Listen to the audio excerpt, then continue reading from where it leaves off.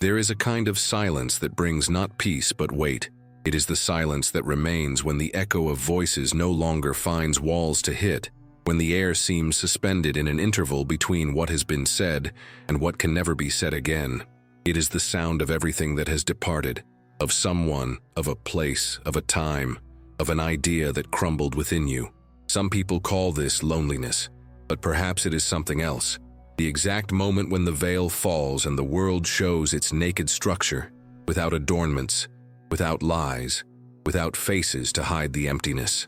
It is there, in that interval, that the true encounter begins, not with the other, but with what you have always avoided seeing in yourself. Carl Jung said that modern man doesn't get lost for lack of paths, but for an excess of them. We live surrounded by voices, faces, promises, distractions, a labyrinth of possibilities that holds us captive more strongly than any cell. Because freedom that multiplies without direction becomes a disguised prison, and the price of liberation is not small. It demands abandoning the need to be needed. He who dares to be alone with his own silence enters a sacred and dangerous territory. There, every thought is a knife, every memory a shadow that demands to be acknowledged. And most flee before understanding what lies there. But what happens to those who remain? Who do you hold up the mirror to? What is born after everything false crumbles? This silent and insistent question is the hidden axis of this journey. It's not about rejecting the world or people, but about disarming the lie that we belong to them. We were taught to measure ourselves by the presence of others. Love, family, applause, validation. Everything we are, they say, is confirmed when others see us. But what if no one looks? What if suddenly all eyes close? What remains? There comes an inevitable moment when the soul, tired of trading crumbs of affection, begins to yearn for the desert. Not the desert of lack, but the desert of clarity. In the desert, there are no distractions. The sun reveals everything. The heat burns away illusions until only the essential remains. It is in this place that Jung saw the encounter with the unconscious, with the archetypal images that govern us without our knowledge. He said that man needs to descend into his own hell, bind the demons he has created, embrace the monster he is, before he can call himself whole. It is not a path of comfort. It is a path of integration, and all integration begins with loss. Losing is the first right. Losing people, plans, certainties, losing the need to be right. Each loss tears a layer of the ego, and beneath each tear lies an ancient, muffled voice that begins to awaken. It is the voice of the self, not the everyday I, but the essence that observes in silence, that exists before the masks. When this voice begins to manifest, the external world loses its power. Opinions, affections, hierarchies, everything seems distant, almost irrelevant. What was once essential now sounds like noise. What was once desire now weighs heavily. It is at this point that fear appears, because the ego does not want to die. It wants to justify itself. It will say that you are cold, that you have lost empathy, that you need to reconnect. But perhaps what it fears is precisely the freedom of not needing to. The freedom of not needing is like a full lake. Jung said that the unconscious is like a deep body of water, and that each human being tries to build a bridge over it to avoid facing what lies in the depths. But the bridge always gives way. The lake overflows. Life, with its symbolic precision, always finds a way to break the balance that the ego tries to impose. And when the water invades the terrain, everything that was firm dissolves. It's frightening, but it's also the beginning of truth. The full lake is a metaphor for the complete soul, the one that doesn't need to beg for drops of validation because it has become a source. But there is a price for this overflowing: detachment from the mud. Relationships sustained by need reveal themselves to be fragile. The love that was shelter shows itself to be dependence. Alliances based on neediness begin to crack. You begin to realize that many human connections are packs of fear. Fear of being alone, fear of not being seen, fear of having no one to blame. When the lake fills, these dry puddles lose their meaning. What once seemed like solidarity reveals itself to be collective despair. We are fish that have learned to lick each other to avoid dying, forgetting that the lake is right there, waiting for someone who dares to swim alone. True communion, Jung said, is only possible between whole beings, and no one is whole while they need to be. Most people want the other not out of love but out of lack. They want to be completed, saved, recognized. And this kind of bond is like a chain disguised as an embrace. It suffocates, consumes, drains. When you discover this, something inside you breaks, but not like a collapse. It's more like childbirth. The pain is immense, but the air that comes in afterward is pure. And then comes the question that separates those who awaken from those who fall asleep again. Do you still want to belong? Belonging is a seductive verb. It promises security, identity, warmth, but it also demands obedience. The group welcomes, but demands. Love warms, but also binds. The name we receive comes with an invisible framework that dictates what we can or cannot be. And when we try to leave, the world reacts. Friends distance themselves. Family members take offense. Social silence weighs heavily. But it is at this exact point that the free soul is born. Jung called this process individuation, the act of becoming who one is, even if the world doesn't understand. It is the movement of breaking the cycle of repetition, abandoning the role we were given, and writing a new script with our own hands. Individuation is not solitude, it is sovereignty. And here's the irony. When you stop needing the other person, that's when true love becomes possible. Because free love is born from overflowing, not from lack. It doesn't seek to fill, but to share. It's the lake that, being full, feeds the river out of generosity, not desperation. The love of the individuated being doesn't demand, it simply flows. It doesn't bind, it simply touches. It doesn't promise eternity, only presence. And this presence is so rare that many mistake it for coldness. But it's the opposite. It's purity, it's lucidity, it's weightless silence. All of this sounds beautiful when said, but terrible when experienced. Because the process of freeing oneself from need is a kind of psychological death. The social self needs to die so that the real self can be born. And those who have gone through this process know the death of the ego doesn't happen once, but many times. Each time a belief dissolves, each time a relationship ends, each time you discover that what you called love was fear, another layer falls away, until one day the air changes. You realize you're breathing differently. That loneliness no longer hurts. It shines. That silence doesn't weigh you down. It embraces you. That absence isn't loss, it's space. The lake is full. But this is where something unsettling emerges, almost like a whisper. What if the lake starts to recede again? What if, deep down, human beings always need to alternate between fullness and scarcity to keep moving forward? What if absolute freedom is also a disguised prison? Can the lake remain full forever? Or is the cycle inevitable? And does the emptiness return to remind us that there are still unexplored depths? These questions have no answer, yet. But the journey has begun. And once the path has started, there is no turning back. The silence has already been heard. The lake has already been seen. And whoever sees it will never again be content with puddles. A full lake doesn't eliminate affection, it merely transforms it. In a full lake, fish can swim together, but they don't need to touch each other to survive. They have a choice, and that's the essential lesson. The end of need isn't the end of connection, it's the beginning of freedom. You're not ungrateful for not needing anyone. You are free, and freedom sometimes is more generous than any forced embrace.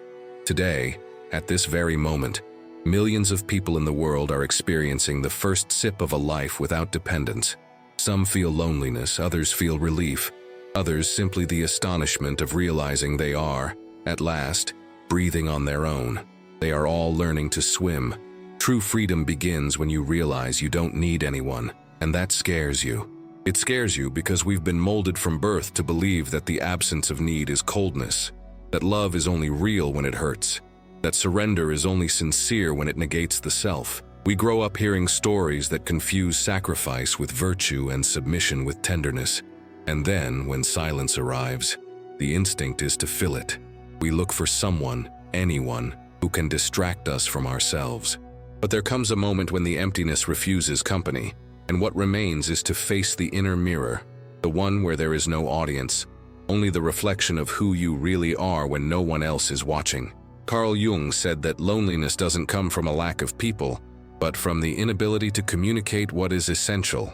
The lonely soul is one that has seen too much, that has sensed the abyss between speaking and being, and yet, it is in this solitude that consciousness flourishes.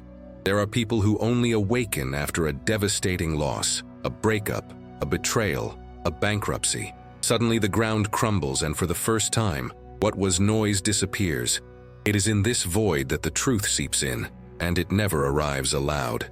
It comes as a memory, a premonition, a strange feeling that something inside you always knew what the other couldn't give you. Imagine someone sitting on the sofa after years of a carefully maintained life. The house is silent, the cell phone is far away, the air is heavy.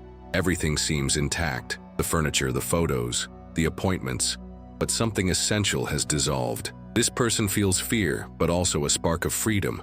For the first time, there is no one to please, no one to blame, no one to interpret, only the space, and within it, an ancient presence awakens, timid but alive. It is the soul calling back the power that was given away out of love, guilt, or habit.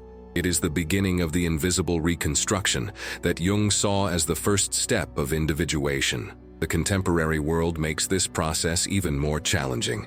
We live surrounded by an avalanche of stimuli, as if noise were an anesthetic. Loneliness has been transformed into social failure. Being alone has become synonymous with defeat. But the truth is that there is a chasm between being alone and being lonely. Being alone is a physical state. Being lonely is a condition of the soul. And there are people surrounded by company who live in an inner desert, never having heard the sound of their own breath. When the noise ceases, the heart reveals itself, and it is not always beautiful. That is why so many run.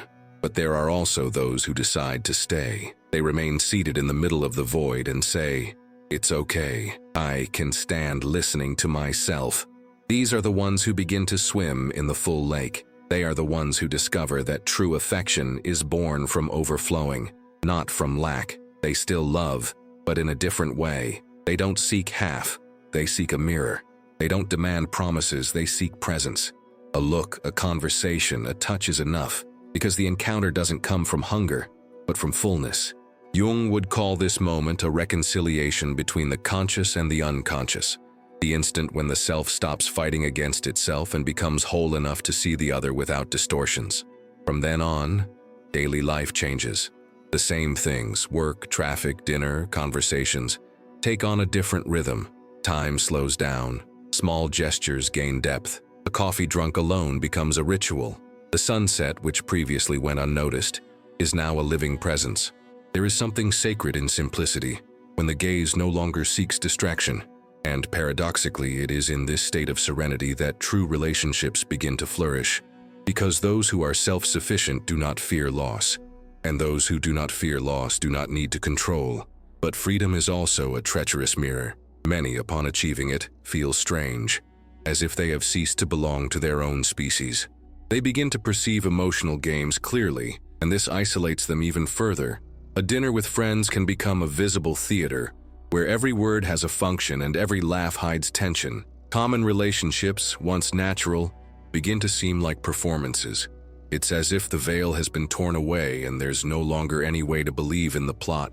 Jung said that the awakening of consciousness is always an act of separation, and every birth involves pain. There will be times when the lake will seem like a desert. You will miss the mud, you will miss the need, the drama, the urgency that made life seem full. You will want to become dependent again, just to avoid dealing with the emptiness of choice. It's natural. The ego begs for a role, for relevance, for a storyline. But the self, silent, simply observes. It knows that returning to the mud would be a regression, an attempt to relive what has already been overcome. So it waits. And little by little, the surface of the water calms down again. The reflection returns, and in it you see yourself, no longer as someone who needs to be loved, but as someone who is love itself. Transformation isn't linear. It seeps into the little things.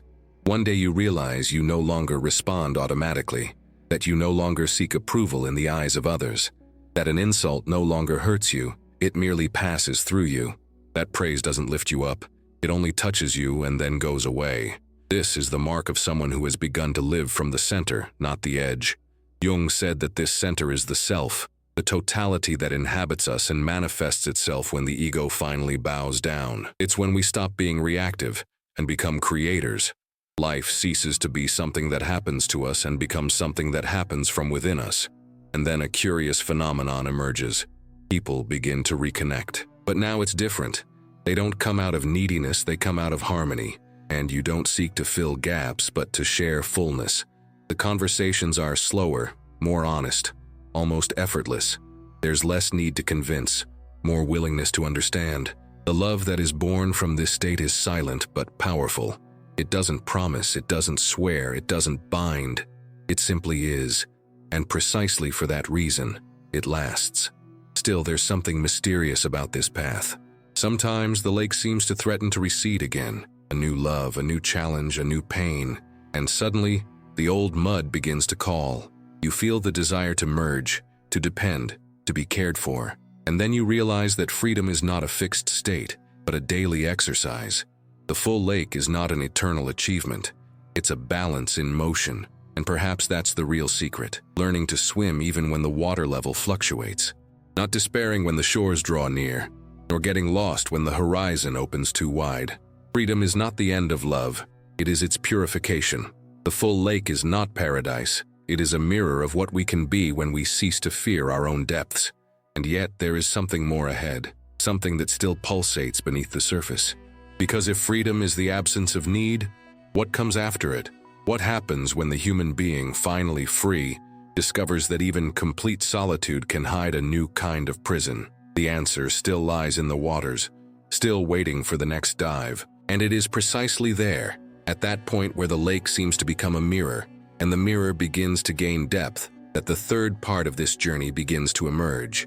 The moment when the liberated being must decide what to do with their freedom. Emotional dependency is a romantic lie. True emotional, spiritual, and existential maturity only begins when you stop needing, when you are able to sit in the center of your own room, without an audience, without a savior, and say, I am enough. From then on, any presence is a gift, never again a crutch. We want to belong, and in belonging we lose ourselves. This is one of the cruelest contradictions of human experience. Community promises warmth, but demands conformity. It promises support, but delivers surveillance.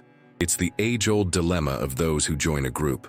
Either you adapt, or you disappear. The desire to belong is real. It's ingrained in every cell, in every gesture of closeness. We are beings who want bonds. But what do these bonds demand of us?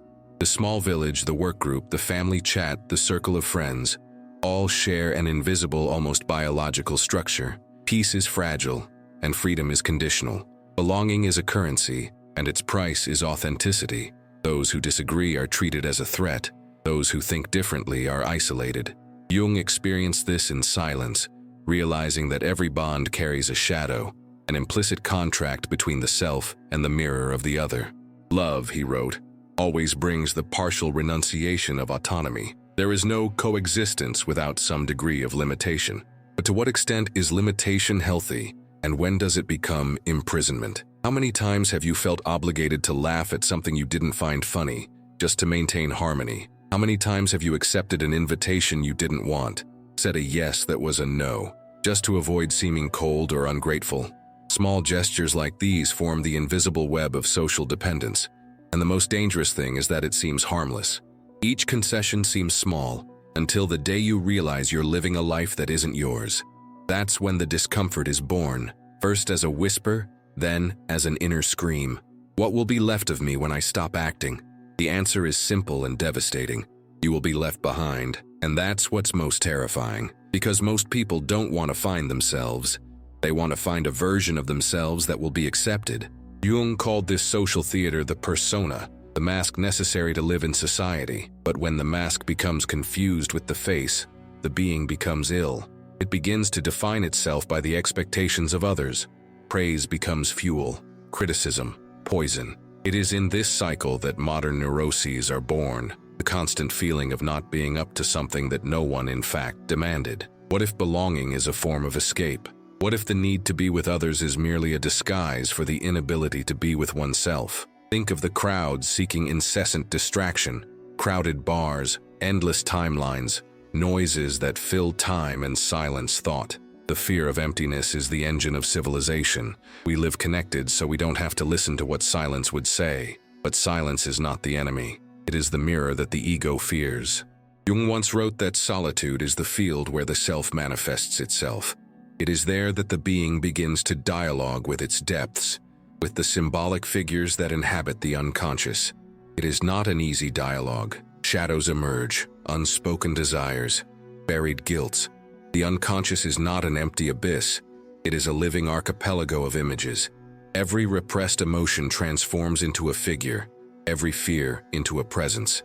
When you close your eyes and listen to yourself with courage, you discover that you have never been alone. You have always been surrounded by versions of yourself, asking for a voice. But how many have the courage to face this inner assembly? How many prefer the illusion of belonging to this radical encounter with themselves? The group offers a comfortable mirror. Silence offers a true mirror, and truth has a cost. It undoes the roles, dissolves certainties, and disarms the need for approval. It's a process that seems destructive, but it's purifying. Jung said that there is no enlightenment without confrontation with the shadow. What you call a crisis may simply be the soul trying to reorganize itself. What if this reorganization requires separation? What if, to be whole, you need to lose all the ties that kept you safe? This is the most feared crossing. Some prefer familiar captivity to uncertain freedom. It's understandable. Captivity has clear rules. Freedom is wild, untamed, solitary, but it is in freedom that the spirit flourishes.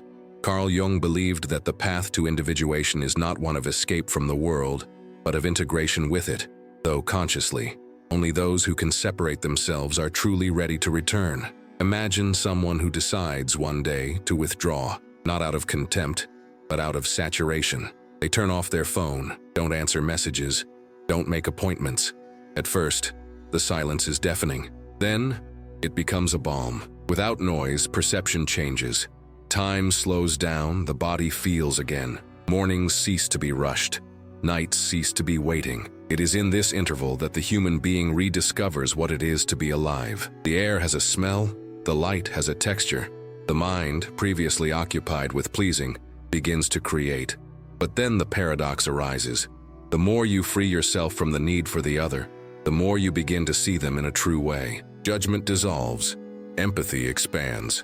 You understand that most people live asleep not out of malice but out of fear, and fear is always understandable. It's the same fear that once prevented you from diving in. At this point, awakening doesn't bring arrogance, it brings compassion. The awakened being doesn't feel superior, only lucid, and lucidity is silent. Is this why wise people always seem lonely? Not out of misanthropy, but out of noise overload. Because noise prevents the mystery from being heard. Jung understood mystery as a presence that dwells within us, something that manifests itself in dreams, coincidences, inexplicable impulses. When we stop seeking approval and begin to listen, the world reveals itself as alive. Synchronicities arise, small signs that seem like coincidences, but speak with symbolic precision. Life begins to respond. But are you ready to hear what she will say? Are you prepared to realize that perhaps what you call destiny is merely a reflection of what you have finally allowed yourself to see? Reality is not static, it bends to consciousness. The more awake you are, the more the world reorganizes itself around you. And this discovery is both liberating and frightening, because if everything is a reflection, there are no more guilty parties. There are no more victims. There are only mirrors. This is the point where the lake becomes a mirror. Everything that happens outside is merely a reflection of what vibrates inside. Relationships, losses, encounters. Everything takes on a different meaning. The world ceases to be a backdrop and becomes a symbol. And then, the final mystery of this part arises. If the mirror shows everything, including what we don't want to see, will you continue looking? Most get distracted, return to the group, to the mud, to the safety of belonging. But there are those who remain, those who face the reflection to the end, even if it undoes them. These are the ones who cross the third frontier, the moment when self-love ceases to be a concept and becomes a cosmic force, a vibration that connects everything. They understand that it's not about isolating themselves, but about belonging in another way, no longer out of neediness, but out of awareness. And it is at this moment when the human being finally understands that the outside world is an extension of their own psyche, that the next question begins to form, slowly, inevitably, like the harbinger of a new revelation. What happens when the mirror decides to look back? How many times have we swallowed opinions, omitted ideas, or betrayed ourselves in silence just to continue belonging? How many times have we remained where we don't want to be, trapped not by bars, but by expectations? Leaving seems simple, but leaving means breaking free from an invisible web made of glances, habits, and shared memories. It's easy to confuse belonging with security, but the group doesn't protect us. It molds us, and sometimes the price it demands in exchange for warmth is too high, our own uniqueness. Carl Jung said that the danger of coexistence is getting lost in the collective unconscious, dissolving into the current of others' symbols until we forget ourselves. The soul to be born needs the friction of difference, and yet we insist on remaining, because isolation, even when necessary, is frightening. It's a void that seems to promise no return. It's crossing a desert where the only sound is your own breathing. But it is in this silence that the true self begins to form, when you no longer need to pretend, when you can contradict yourself without fear, when laughter arises without an audience. That's when the spirit reconnects with its origin. The hot mud of approval dries, and what remains is the firm ground of authenticity. But why is it so difficult to get there? Why, even aware of the prison, do we choose to remain within it? Perhaps because the fear of rejection is still an ancestral remnant. Our ancestors needed the group to survive. Exclusion meant death, and even in the 21st century, this legacy still pulsates in our very core. Every like, every reply, every social approval triggers the same biological safety mechanism. Belonging is still confused with survival. But doesn't this instinct, which once saved the species, prevent us from evolving today? We live in a time when loneliness has ceased to be a tragedy and has begun to become a rite of passage. In every city, thousands of people are learning to be alone without it destroying them. A growing number of individuals are deciding to live alone, travel alone, dine alone, and discover that the world doesn't collapse. There are curious statistics that reveal the magnitude of this change. In several metropolises around the world, more than 40% of residences are already inhabited by a single person. What was once considered a social failure is now a sign of autonomy. It's not loneliness, it's sovereignty. But something deeper is happening beneath these statistics. There is a symbolic shift. For the first time in history, human beings can choose to be alone without dying because of it. And this choice changes everything. Because when solitude ceases to be punishment and becomes an option, love changes form. It ceases to be a need and becomes an expression. Love is no longer an attempt to fill a void, but the overflowing of an already full cup. Jung would see in this the sign of a new archetype emerging, that of the individuated being who loves without possessing and belongs without being diluted. However, freedom brings its paradoxes. There are increasingly frequent reports of people who, after achieving total autonomy, feel a strange melancholy. It's as if the soul, free from all constraints, discovers that something is still missing. Perhaps it's not the other person who is missing, but meaning. Because when we no longer need anyone, what do we do with this freedom? Where does it lead? What does it mean to love when love is no longer a need? A woman once recounted that after her divorce, she felt the greatest silence of her life. No pain, no euphoria, just emptiness. She spent months waking up not knowing what to do with this emptiness. Until one day she planted a tree on her balcony, not to fill the void, but to give form to what she felt. The tree grew slowly, and one day, seeing the leaves opening, she realized that something within her was also blossoming. Life didn't give her back a new love, but something rarer, the serenity of no longer needing him. Carl Jung would say that this woman came into contact with the self, the center of the psyche, where consciousness and the unconscious unite. It is the point where love ceases to be a verb directed towards another and becomes a quality of the self. When an individual reaches this state, they no longer seek relationships to complete themselves, but to expand. And all true expansion is silent, discreet, almost invisible to the eyes of the world. But can this form of love survive in a culture that feeds on noise?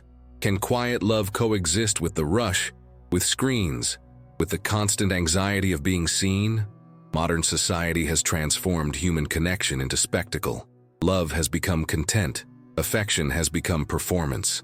It's rare to see two beings simply being, without the need to prove, show, or share. Silent intimacy has become almost an act of rebellion. Perhaps that's why the most authentic encounters happen in unlikely places, on an empty subway, in a bookstore almost closing, in a sleepless night in front of a dark screen. Places where time seems suspended and the ego is distracted. That's when the unconscious takes advantage of the opening to act. Jung believed that life moves through synchronicities, meaningful coincidences that have no logical cause, but have profound meaning. How many times have you met someone who appeared exactly when you needed them, even if you didn't know it? How many times has a phrase, a song, a gesture given you the answer you were looking for? These moments are not accidental. They are the mirror of the soul moving in the world. The full lake begins to reflect images. And when you learn to see, you realize that the whole of reality is trying to talk to you. The repeating number, the dream that comes true, the intuition that is right. It's all part of the same silent dialogue between the conscious and the invisible. The problem is that we are so distracted, so caught up in the logic of productivity, that we forget to listen. But when we listen, something changes. The world becomes more symbolic. Every event takes on a double meaning. A loss ceases to be merely a loss and becomes an initiation. A missed encounter ceases to be chance and transforms into direction. What we call coincidence becomes language. Jung said that the collective unconscious communicates through images, and that life, when observed attentively, is a symbolic text being written before our eyes. The lake now is not just full, it is conscious. And if the lake is conscious, who is observing whom? Is it we who are looking at life, or is it life that looks at us, waiting for the moment when we will finally recognize it as a reflection? This inversion changes everything, because suddenly, freedom ceases to be merely a personal choice and becomes a cosmic responsibility. Everything you feel, think, create, reverberates. The lake responds to the immersion. The mirror reflects back to you in proportion to your surrender. And perhaps that is the great revelation. There is no loneliness when one learns to dialogue with the invisible. The human soul is not an isolated fragment. It is a wave that, as it rises, moves the whole. Love without need is not the end of relationships. It is the beginning of a broader, silent, essential communion. A communion that is not proven, only lived. But something is approaching. There's a new layer beneath this calm surface, something that begins to vibrate at the bottom of the lake. As if the mirror, upon awakening, wanted to say something more. What does life ask of us after freedom? What should the awakened being do with the consciousness it has gained? Perhaps the answer lies in the next dive, the one that no longer seeks itself, but the meaning of everything. This doesn't mean a lack of commitment. It means that commitment is now voluntary, and therefore, more authentic.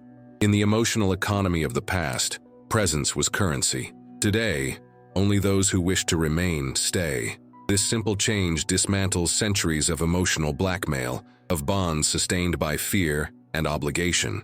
When love ceases to be a refuge and becomes a choice, affection takes on a different tone, silenter, cleaner, more real. It's true that by eliminating need we increase loneliness, but we also clear the ground for whole relationships, made of genuine desire and not disguised urgency. Carl Jung wrote that human beings mature when they learn to recognize that what they most fear losing never belonged to them. Only then is inner freedom born, the space where love can finally exist without chains. But there is a hidden tension in this new scenario. The modern world, while celebrating autonomy, creates new types of dependence. We replace the gaze of others with the gaze of screens. We exchange the need for intimate approval for the need for public visibility. The ego that once sought acceptance within the family now seeks mass applause, and this search is insatiable. The digital illusion produces a new prison, that of constant reflection. Each image posted, each opinion expressed, each gesture shared is an attempt to reaffirm an identity that, deep down, still fears disappearing. Have we truly freed ourselves, or have we merely changed the type of chain? The human mind is adept at reinventing its prisons. Even those who claim to need no one end up prisoners of their own ideas of freedom. Jung saw this clearly. He said that the ego, when it tries to free itself too much, creates a new mask, the persona of the free. It's the paradox of emancipation. We can become slaves to our own autonomy. True detachment is not escape, it's serenity. It's being able to be among everyone without losing oneself. But achieving this requires more than courage. It requires constant vigilance. The ego loves to disguise itself as wisdom, and when that realization arrives, something within the being breaks. The mask of independence falls, leaving behind the naked human, caught between need and emptiness. At that moment, many feel dizzy. Freedom, which once seemed like an achievement, reveals its other face: radical solitude. No theory, no spiritual discourse prepares you for the moment when you look around and realize that no one is truly walking beside you, that all presences are parallel, never identical.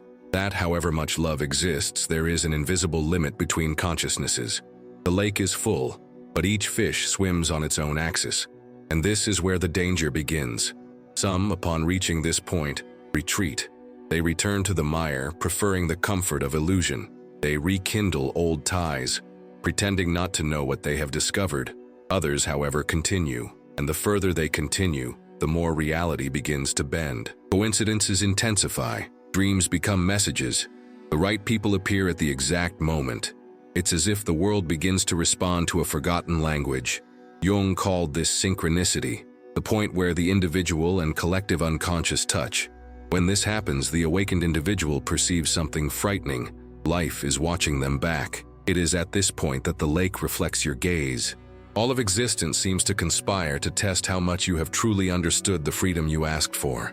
It is the turning point. Reality begins to act as a living mirror, revealing all that remains of attachment, vanity, and fear. Situations repeat themselves in new guises. People return with different names. Destiny does not punish, it only insists, because what is not learned is lived again. Freedom is a school without a diploma, and each lesson costs what you are not yet willing to give up. A man once recounted that, after years of self-discovery and conscious isolation, he believed he had overcome the fear of loss.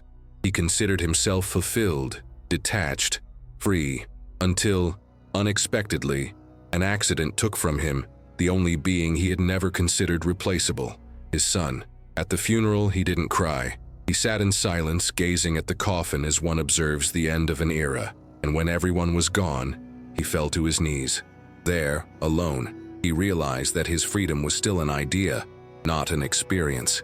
He discovered that there are loves that are neither lost nor chosen, only honored. The pain didn't destroy him, but it shattered him enough to reveal something greater: compassion. He said years later that on that day he learned what Jung called love for destiny. Not a romantic love, nor a spiritual one, a love that accepts reality, even when it bleeds. This is the ultimate test of freedom: to love without wanting to change what is, to love without demanding that the world be just, beautiful, or understandable, to love what happens, including what hurts. Because at this point, freedom transforms into surrender, and surrender is the most difficult gesture for those who have spent their lives trying to break free. When the being bows before its own limitations, the ego dissolves completely. The lake finally overflows. And in this overflowing, something new is born, a consciousness that is no longer individual. But is humanity prepared for this step? What happens when the self realizes that its personal history is just a thread within a vast web of meanings? That pain itself is part of a larger, invisible, but necessary order. This is the moment when many confuse enlightenment with madness, because linear reasoning cannot account for what begins to happen. Boundaries between inside and outside fade. Thought becomes matter. Desire manifests in form, and life seems written by an intelligence that has always been there, waiting to be recognized. Carl Jung described this as the return to the center. The individual ceases to be a fragment and becomes a symbol again. Everything they have lived through, every loss, every fear, every love, becomes part of a perfect mosaic. It is the point at which the human being stops seeking meaning and becomes meaning itself. Consciousness expands not by knowing more, but by accepting more. It is at this moment that the tension between the human and the divine is resolved, not by miracle, but by integration. The lake and the mirror become one. But the path to that point is dangerous. There's a risk of not returning. Many lose their footing when they realize that reality isn't solid, that control is an illusion, that everything is symbolic. Some take refuge in beliefs, others in denial, trying to escape the weight of revelation. But those who overcome the panic discover what has always been hidden. The meaning of freedom is service, autonomy when it matures, transforms into dedication. The free individual doesn't isolate themselves. They contribute, not out of duty but out of overflowing energy. And it is here that the story bends again. The being, now conscious, begins to return to the world. He rediscovers the group but with new eyes. He no longer needs applause but understands the importance of the collective. He no longer seeks acceptance but offers presence. He is the same, but something has changed. The soul that once wanted to escape the mud now understands that the full lake only makes sense when it reflects the sky. Freedom without purpose is merely exile. Purpose is love without need, the kind that remains even when everything else is gone. And then the final question arises, the one that precedes the conclusion. What happens when a free being decides to love again, knowing that love does not complete them, but consumes them? This question will remain suspended in the air until the very last part, when the lake finally transforms into an ocean. He took this idea to its extreme. For him, living as a free spirit meant not only breaking with the morality of the majority, but creating new values, even if no one understood them. Carl Jung said that the true path of the soul is the one that no one can walk for you. It is the road that opens up when you stop asking what the world wants and begin to listen to what life asks of you. And life always asks for something. Sometimes silence, sometimes movement, almost always courage. He who has a why to live can bear almost any how, wrote a thinker. But to find that why, one must first abandon all the hows that have been imposed upon us. This includes the childish desire to be loved by everyone, the pursuit of applause, the need to prove something. Only then is the individual born who lives from the inside out, instead of following the scripts they inherited without realizing it. It's not about despising relationships, but about learning to love without losing oneself, to coexist without betraying oneself. The ultimate achievement of those who need no one is not isolation, but wholeness. It's being able to be with someone without disappearing, knowing how to leave without fragmenting. That's the point where the lake becomes the ocean. The water now is no longer a mirror. It's vastness. You dissolve without vanishing, expand without getting lost, touch the world without being contaminated. It's an arduous, solitary, almost unpronounceable freedom, but it's the only one that allows for a genuine life. Ultimately, not being loved is a risk, but being false in order to be accepted is a sentence, and it is here that the journey closes, not as an ending, but as a beginning, because understanding freedom is only the first step. What matters is living it. It is applying what was discovered in the silence of ideas to the noise of daily life. It is transforming understanding into action, insight into practice, self-knowledge into presence. Carl Jung believed that all psychological knowledge needs to be embodied. It needs to leave the mind and enter the flesh. Time, action. Without this, wisdom becomes fantasy. Therefore, the challenge is simple and immense. Start today. Close your eyes for a moment and ask yourself, how many decisions in your life were born from fear? How many choices were made to please someone, to maintain a role, to sustain an image? What would happen if, for just one day, you only said what you think, felt what you feel, and stopped negotiating your own truth? Try it. The world might react, some might distance themselves, but something inside you will align, and that alignment is the first sign of a soul that has awakened. There is no formula or method. There is only one disposition, that of observing oneself with sincerity. When you observe yourself without judgment, you begin to realize how many times you repeat patterns that are not your own. Jung called this the confrontation with the shadow, the moment when the unconscious brings to light everything the ego has tried to hide. It's not pretty, but it's liberating. With each truth you face, a part of your energy returns, and little by little, you reconnect with what is essential. And the essential thing is simple. The essential thing is to be. When you learn to be present, time expands, fear diminishes, and love becomes natural. Not idealized love, which demands reciprocity, but love that is a state of consciousness. Love that expects nothing, that demands no return, that simply exists because you exist. It is this love that sustains the world, even when the world seems to collapse. Love as lucid presence. That is the synthesis of the entire inner journey. Life isn't about eliminating suffering, but about understanding what it reveals. Every pain is a door, every loss, a reminder. Every silence, an invitation. Everything you've experienced so far wasn't a mistake. It was training. Everything that hurt you taught you something you may not yet have realized. And if you look closely, you'll see that even the falls pushed you towards some kind of awakening. The unconscious has an implacable precision. It only destroys what is not true. So when something crumbles, give thanks in silence. When someone leaves, wish them peace. When loneliness returns, welcome it like an old friend. These moments are not punishments. They are purifications. They are how life reorganizes itself to return you to yourself. With each letting go, a little more light seeps in. With each loss, a truth is revealed. And one day suddenly you realize you no longer need to hold on to anything. Love flows, fear dissolves, and what remains is presence. But what now? What to do with all this? How to live differently, more consciously, more fully. Start small. Observe your gestures, your habits, your reactions. When you feel the urge to please, stop and breathe. When you feel afraid to take a stand, breathe again. When the silence seems unbearable, listen to what it wants to tell you. Every moment is a mirror. Life is not against you. It is talking to you. And if you listen carefully, you will realize that everything that happens is an attempt by existence to awaken you to something greater. Carl Jung said that the meaning of life is to become who you are. This is the simplest and most difficult task in the world. Simple because the truth is already within you. Difficult because everything around you tries to distract you from it. But it is possible. And when you begin to live in coherence with your own soul, reality changes. The right people arrive, paths open up, time seems to align. What was once struggle becomes flow. What was once pain becomes strength. What was once loneliness becomes home. Ultimately, this is the message. You don't need anyone to be whole.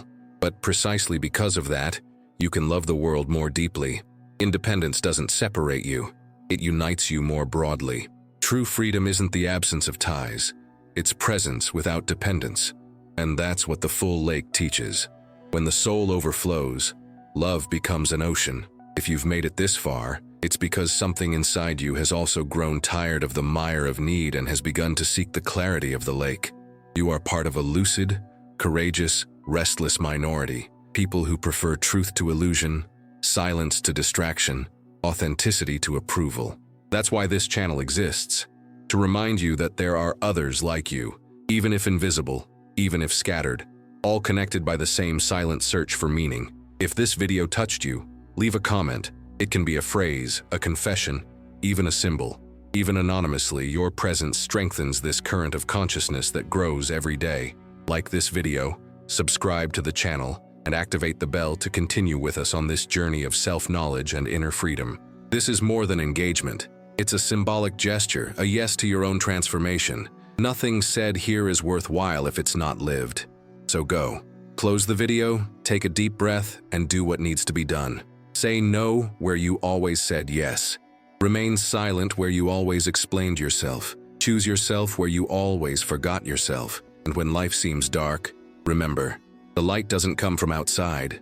It's born the moment you stop running away from yourself. The lake is full, and in it you already know how to swim. See you on the next dive.